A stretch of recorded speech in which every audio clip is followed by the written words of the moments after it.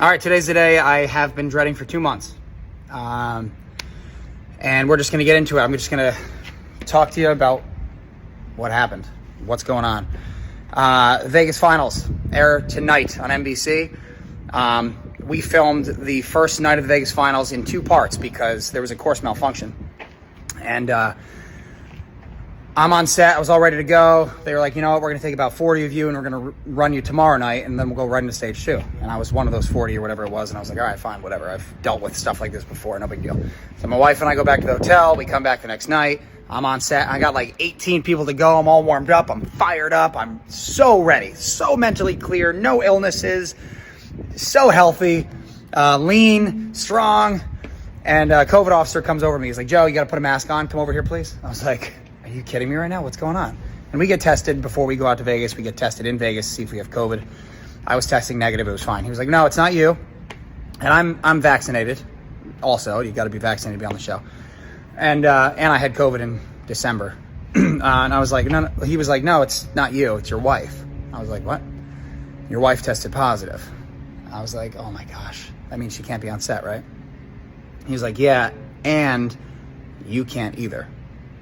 I was like, what? What are you talking about? I'm vaccinated. I tested negative every day I've been here. And literally everything I just said to you. All right, today's the day So part 2, they told me I couldn't compete. It was devastating.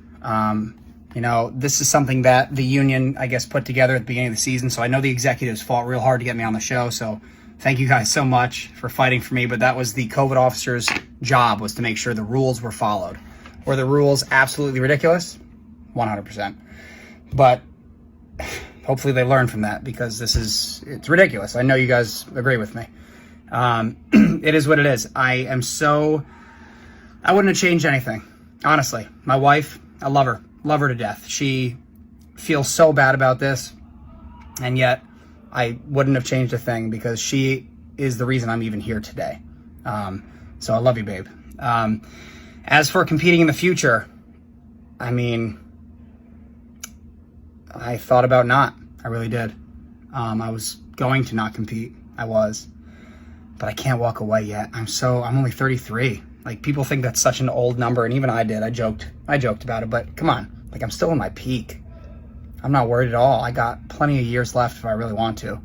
So, as much as I wanted to walk away after this whole thing, I'm not. I'm not going anywhere.